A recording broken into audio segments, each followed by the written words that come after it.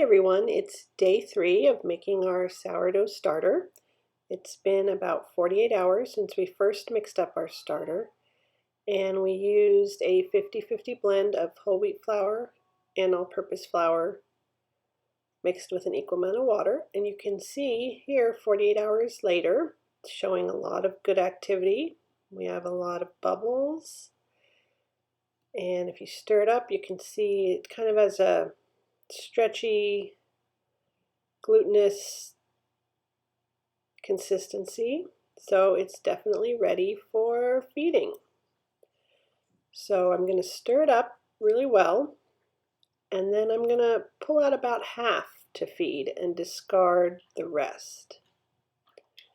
So we can't use the discard yet for baking in the early days, so you're going to have to just toss it.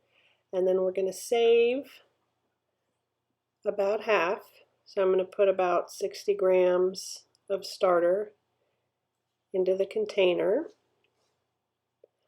And then I'm going to add about 60 grams of water and 60 grams of flour.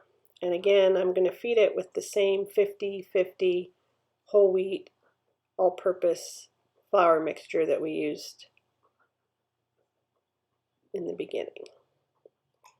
So I'm going to add 60 grams. I already have 60 grams of water.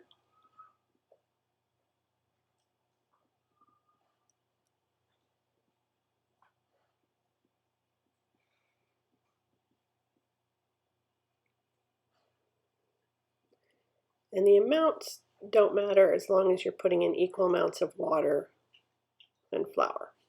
So you could feed 50 and 50, 60 and 60, 75 and 75. You get the idea. So then you'll mix it up really thoroughly and cover it. And we'll check on it again in about 12 hours. What I've done here is put a rubber band on it to mark the height, so I can see over the next 12 hours how much it increases in volume. You can track. Some people use a mark on the jar, some people use a rubber band, whatever works.